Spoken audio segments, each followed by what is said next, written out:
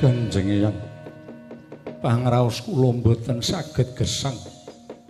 Sapurnaning para Pandhawa eyang-eyang kula sami mapan wonten ing kasuwargan jati.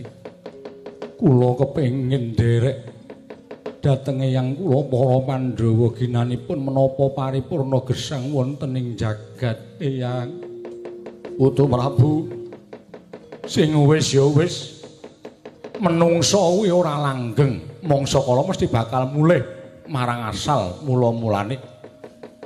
Ngestina mbabar jagat anyar tanpa ditunggoni dening puyang-yang para Pandhawa. Sing teguh timbul penggali ing Nalindra Ngestina Putu Prabu paripurna nggone bakal napaki marang donya ingkang anyar iki nggih lenggah sing prayoga, lenggahe sing prayoga. Muga-muga tansah ayem tentrem niskala Putu Prabu paripurna.